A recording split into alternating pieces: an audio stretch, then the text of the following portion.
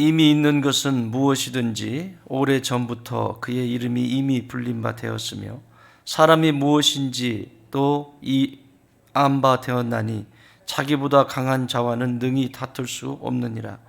헛된 것을 더하게 하는 많은 일들이 있나니 그것들이 사람에게 무슨 유익이 있으랴. 헛된 생명의 모든 날을 그림자같이 보내는 일평생에 사람에게 무엇이 낙인지를 누가 알며 그 위에 해 아래에서 무슨 일이 있은 것을 누가 능히 그에게 고하리요. 아멘. 이 세상에 있는 모든 것들이 사람들이 자신들이 발명했다, 발견했다, 어쨌든 과학이라고 하는 이름으로 사람들이 찾아내기도 하고 또 언어를 구사해서 사람들의 마음을 찡하게 만드는 예술인이 있기도 하고 이 세상에는 다양한 학문들이 있죠. 또 다양한 사람들이 있죠. 그런데 그 모든 것이 어디로부터 온 거예요? 하나님께로부터 온 것이죠. 이 세상에 하나님이 펼쳐놓으신 것들을 찾아나가는 거예요. 찾아나가는 거예요. 그러니까 우리가 무엇을 하든지 이 근원이 하나님께로부터 왔다는 것을 알면 겸손해질 수밖에 없죠. 겸손해질 수밖에 없죠. 근데 그걸 모르면 이제 그때부터 교만해지기 시작하고 다 안다. 나는 너보다 낫다. 계속 이거 하다가 끝나는 인생이 되고 맙니다. 오늘 전도자는 이렇게 이야기합니다. 이미 있는 것은 무엇이든지 오래 전부터 그의 이름이 이미 불린 바 되었으며 사람이 무엇인지도 이미 안 바 되었나니 자기보다 강한 자와는 능히 다툴 수 없다. 쉽게 말하면 겸손하라는 얘기예요. 겸손하라는 얘기예요. 겸손이라고 하는 단어가 뭐라고 그랬죠? 원래 그 어근이 흙이에요. 흙. 휴무스. 라틴어는 휴무스라. 흙입니다. 흙. 티끌, 흙. 그냥 보잘것없는 그 휴무스에서 휴밀리티. 인간이라고 할 때 휴맨. 겸손하다라고 하는 것은 인간에게 본성이 돼야 되는 거죠. 바울 사도는 늘 얘기하죠. 남을 귀하게 여겨라. 하나님을 제대로 만나면, 예수님을 제대로 만나면 귀하게 여깁니다. 나와 말 한마디도 걸어보지 않은 사람도 귀하게 여기는. 내가 어디에 가서 사람이라고 하는 존재를 만나면 귀하게 여기죠. 처음 만나는 사람이어도. 그게 하나님의 사람들의 정상적인 삶의 방식입니다. 왜냐하면 하나님의 성품이 내 안에 들어왔기 때문에. 저 사람이 믿음이 있느냐 없느냐, 교회 다니냐 안 다니냐, 신앙이 있느냐 없느냐 이게 중요한 게 아니라 사람이라고 하는 하나님이 창조하신 하나님의 형상대로 지음받은 사람이라고 하는 그 자체만으로 소중하고 귀한 거죠. 그 사람이 장애를 가지고 있던 사람들이 볼 때는 장애가 있는 것 같고 어떤 사람은 정상적인 사람이 어디 있어요, 이 세상. 다 장애인이지. 그렇지 않아요? 특히 무서운 장애는 소통이 안 되는 장애. 미쳐버립니다, 이거는 아주. 실은 겉모습은 멀쩡한데, 아니, 다 멀쩡해. 근데 대화가 안 돼. 장애인이에요. 이거를 이제 문제가 있다고 해서 현대에는 문제가 있는 사람들의 질병을 쭉 나열해냈죠. DSM-5 나왔나요? 5인가요? 그래서 인간들을 이렇게 할 때는 어떤 문제가 있는지, 이렇게 할 때는 어떻게 문제가 있는지 그 질병들을 나열을 쭉 해놓죠. 그런 증상이 나타나면 이 사람은 이런 질병을 앓고 있다. 사람들의 마음의 움직임을 정리를 해놨죠. 근데 그것이 중요한 것이 아니라 모든 그리스도인들은, 하나님의 자녀로 거듭난 모든 사람들은 이 세상에 움직이고 있는 모든 사람들을 귀히 여기셔야 됩니다. 아멘.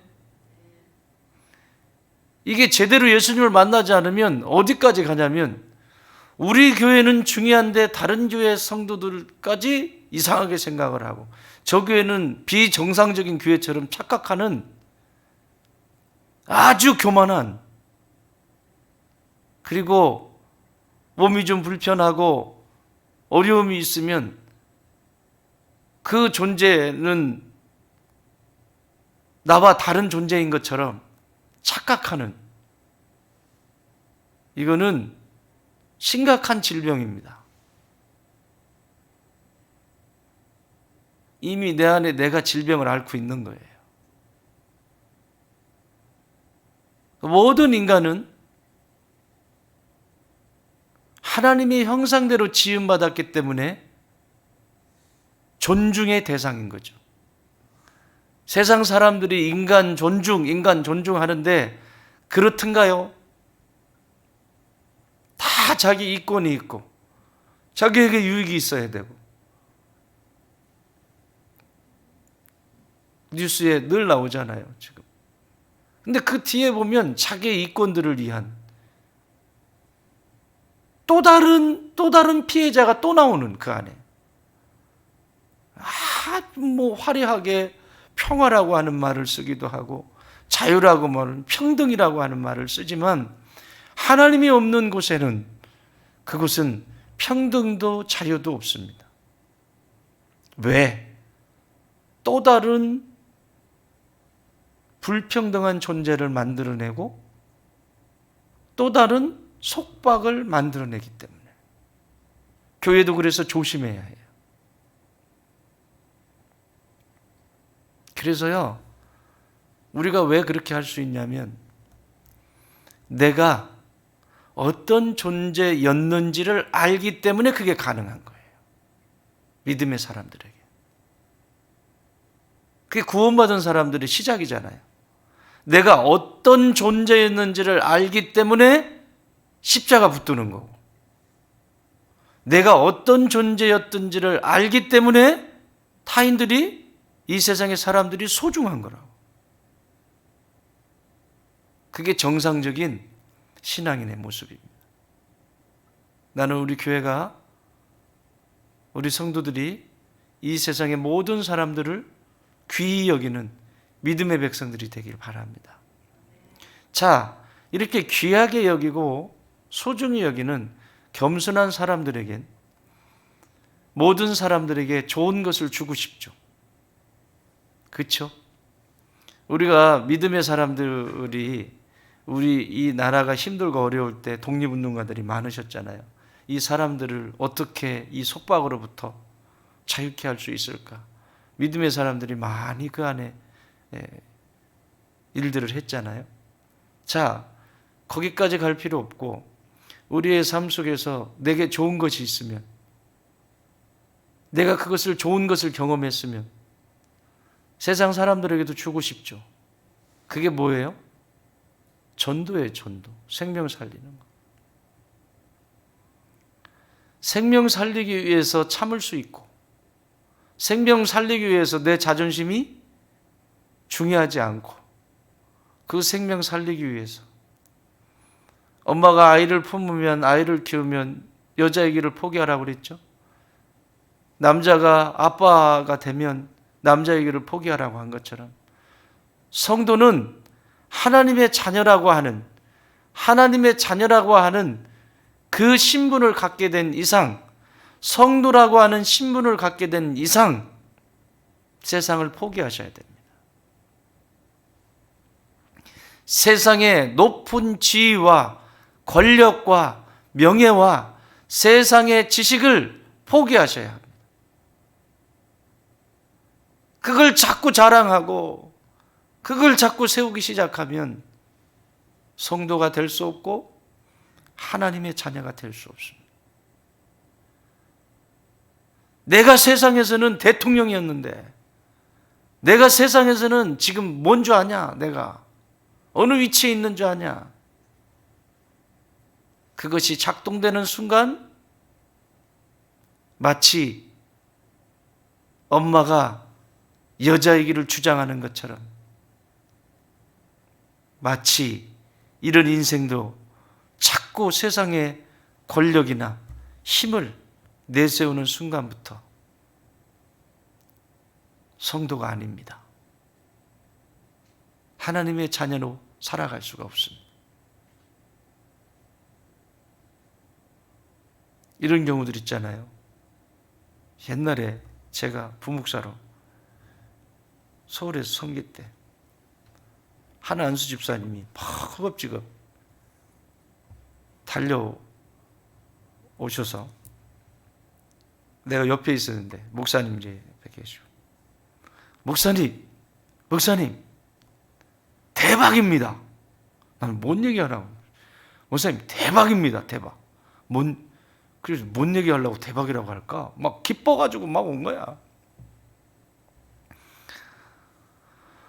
제가요, 지난주에요, 국회의원 한 사람을 전도했습니다.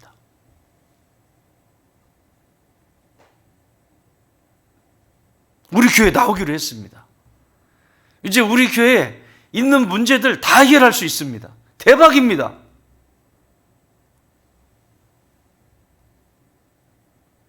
대박인지 쪽박인지는 그 다음에 봐야지 뭐. 대박일까요? 대박일 수도 있겠죠. 진짜 그 사람이 하나님의 자녀고 성도라면. 그러나 하나님의 자녀가 아니고 성도가 아니라면 그건 대박이 아니라 쪽박입니다. 세상에 아무리 높은 위치가 있고 많은 부를 누리는 재력가든 권력가든 하나님 앞에서는 다 똑같습니다. 그냥 자녀입니다. 그냥 성도입니다. 그런데 와서 세상에서 하던 버릇 그대로 하잖아. 교회에서 조금만 자기를 좀 챙겨주지 않고 좀 무시하는 듯한, 내가 밖에서는 뭔데 무시하는 듯한 이런 느낌을 받거나 그러면 가만히 있질 못하죠. 성도이기를 포기해야 돼.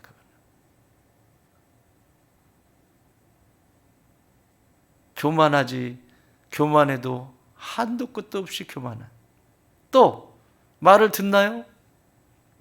여러분, 펑션이라고 했어요. 펑션. 이 주의 종이라고 하는 자리, 그리고 여러분들이 서 있는 그 자리, 하나님이 다 각자 기능을 주셨지. 다 똑같아요.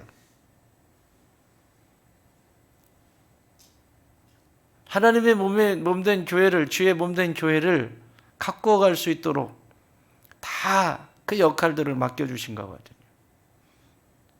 말도 안 들어요, 또. 이건 근심이고 이것은 고통입니다. 그러니까 해 아래에, 지금 이 해 아래에 있는 모든 것들이 다 이미 이전에 누군가가 알았기도 했고 또 돌기도 하고, 그래서 모든 유행들이 돌잖아요. 세상에 제 아내가 입었던 옷을 우리 아이들이 입더라고요. 그게 30년 전의 옷이라고. 30년 전의 옷을 입었는데 지금 옷 같은 거. 그때는 그게 신상이라고, 그거 안 입으면 죽을 것 같고, 내가 처음에 나왔을 때 그거 입겠다고 백화점에 줄 서가지고 그 난리를 치고, 지금도 그러잖아요. 백화점에 가보세요. 그 허망된, 안 가봐서 모르는구나 다들. 그 허망된 그걸 안 가지면 못 살 것 같고 막 밤잠 못 자고 막 별 희한한, 아니 좀 나중에 입으면 어때? 꼭 그거 막 지금 나오는 거 그런데 관심이 있으니 인생이. 근데 30년이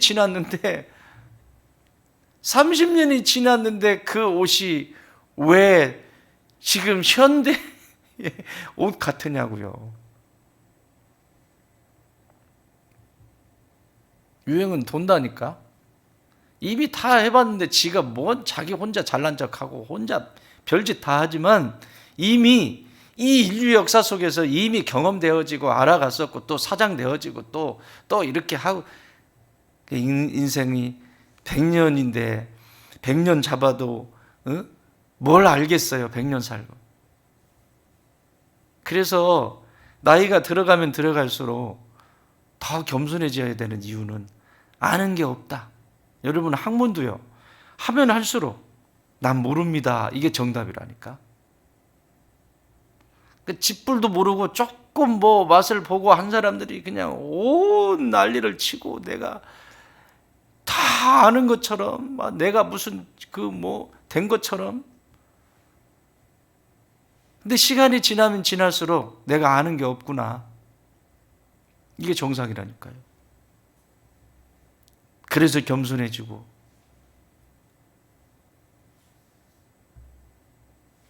조용해지죠. 교회도 마찬가지예요. 교회도요, 처음엔 시끄러울 수 있어요. 알아가는 과정이니까. 그런데 진짜로 예수님을 만나면 시간이 지나면 지날수록, 나이가 들면 들수록 조용해요. 신앙의 연조가 더해지면 더해질수록 조용해요. 이게 정상적인 신앙이에요. 나이가 들고 신앙의 연수가 길어졌는데도 시끄럽다, 이건 여전히 포기하지 않은, 여전히 세상을 붙들고 있는, 아니 성도의 길을 포기하려고 하는, 하나님의 자녀의 길을 포기하려고 하는 악한 습관입니다. 그렇잖아요. 내가 연수를 더해가면, 그리고 믿음의 나이가 들어가면, 진짜 내가 죄인이구나, 내가 아는 것이 없구나, 하나님의 은혜 없이는 살 수가 없구나, 요게 나와야 정상적인 성도입니다. 따라합시다. 하나님의 은혜 없이는 살 수가 없다. 그래서 무릎 꿇는 거 아니에요? 그래서 무릎 꿇는 거 아니에요? 그래서 이 새벽도 깨운 거 아니에요? 더 자고 싶지, 더 자고 싶지 않은 사람이 누가 있어요?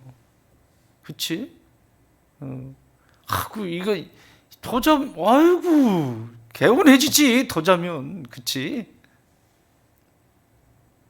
수면이 다들 부족한데. 태호 집사님 좀 자야 됐나이?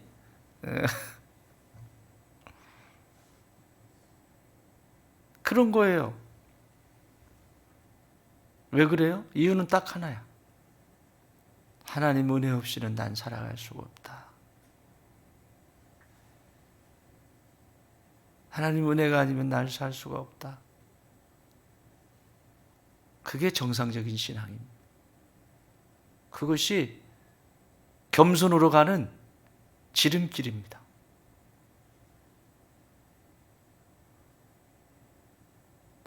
앞에서, 강한 자 앞에서 조용해지고 말 않고 쪼그리고 있는 게 겸손이 아니라, 강한 자 앞에서 굽신거리고, 그게 겸손이 아니라니까. 겸손은 특히 성도의 겸손은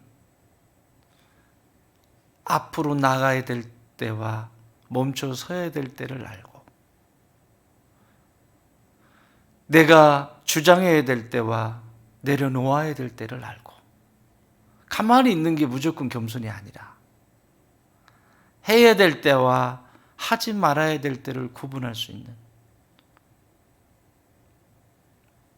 그래서 섬기는 거죠. 가난하고 힘들고 어렵고 응? 그런 사람들 앞에서는 강하고, 나보다 뭔가 똑똑하고 뭔가를 가지고 있고 세상에 권력을 가지고 있는 사람들은 기가 죽어요. 이건 겸손한 자가 아니라니까. 이것이 교만한 자라니까. 열등 속에 갇혀 있는 교만한 자. 그런데 까불고 잘난 척하고 그런 사람 앞에서는 강해져. 그러나 나그네처럼 고아처럼 가난하고 힘든 사람 앞에서는 낮아지는 것이, 그게 겸손이죠. 그렇죠? 그래서 로마서 9장 21절에서 이렇게 말씀을 하세요. 이사야서 45장 9절. 질그릇 조각 중 한 조각 같은 자가 자기를 지으신 이와 더불어 다툴진대 화 있을진저 진흙이 토기장에게 너는 무엇을 만드느냐, 또는 네가 만든 것이 그는 손이 없다 말할 수 있겠느냐. 오만한 자를 지금 얘기하는 거예요.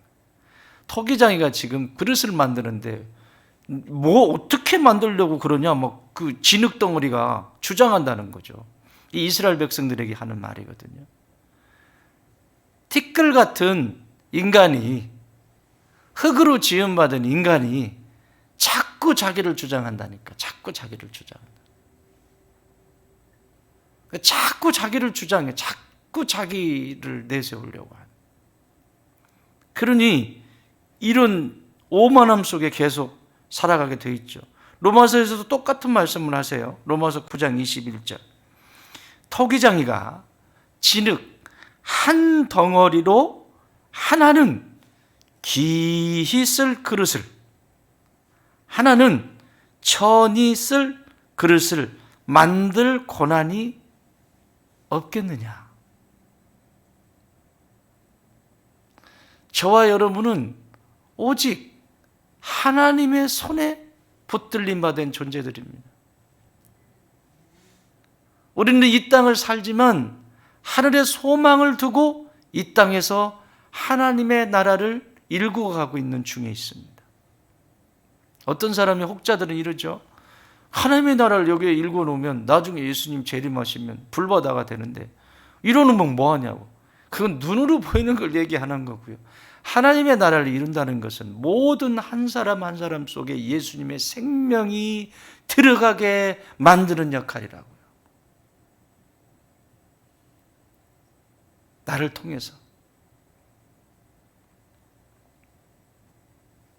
그래서 하나님의 사람들은 영혼이 보여야 돼요. 영혼이. 그 영혼을 살려내기 위해서 오늘 침을 삼킬 수 있고 인내할 수 있고, 그렇죠? 그 영혼이 보여야 돼. 이게 안 보이면 맨날 싸움박질만 하고 다닙니다. 어디 가든지 싸움질합니다. 왜? 자기 주장해. 자기가 지고는 못 사니까. 그런데 영혼이 보이고 생명이 보이면 그렇게 할 수가 없어요. 그렇게 할 수가 없어요. 그게 안 보이기 때문에 멱살을 잡고 자기 주장하고 다시 안 볼 사람처럼 함부로 대하고, 다시 안 보는 게 아니에요. 다 연결되어 있어요.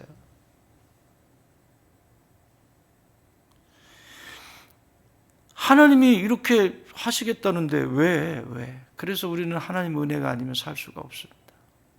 사랑하는 여러분, 해 아래에 새로운 것이 없습니다. 모든 것이 하나님 안에서 운행되어지고 있습니다. 그러면 나는 겸손히, 특히 더 구체적으로 말하면 하나님의 형상대로 지음받은 이 세상의 모든 사람들을 존중히 여기십시오. 귀히 여기십시오. 코가 삐뚤어졌던, 눈이 삐뚤어졌던, 뭐가 어떻게 됐든 그것이 중요한 것이 아니라 그 안에 있는 영혼을 볼 수 있는 그런 믿음의 성도, 믿음의 여정, 그래서 한 영혼 한 영혼을 살려낼 수 있는 그런 복의 통로로 우리가 찬양했던 것처럼 천사도 흠모하는, 그 흠모하는 게 뭐겠어요? 이 구원의 비밀, 그 천사도 흠모하는 그 구원의 비밀을 나에게 맡겨주셨다고. 하나님의 자녀들에게. 뭐예요? 영혼 구원. 영혼을 살려내는 그 비밀을 성도들에게 맡겨주셨다니까. 그래서 천사들이 그 비밀을 막 사모한다니까, 흠모한다니까. 자기들에게 안 주고 저렇게 맨날 죄짓고 맨날 쓰러지고 저 승질내고 저러는 저 인간들에게 맡겨놨는데 이 천사들이, 아니 저게 뭔, 하나님의 자녀니까. 지금은 우리가 이렇게 연약한 존재로 육체를 가지고 이 땅에 살아가지만 그럼에도 불구하고 하나님은 우리에게 천사도 흠모할 만한 복음의 파수꾼으로, 복음의 전달자로 저와 여러분을 세워주셨습니다. 오늘도 내가 만나는 한 사람 한 사람 속에 이 복음의 생명이 그들 안에도 통일하게 들어갈 수 있도록 기도하시면서 해 아래 새 것이 없는 것을 알아. 누군가가 내가 이렇게 복음을 전하고 나면 또 누군가가 또 전해주겠죠. 그래서 새로운 역사를 써내려가는 성도의 자리, 하나님의 자녀로서 이 세상을 가꾸어가는 저와 여러분 되길 주의 이름으로 축원합니다.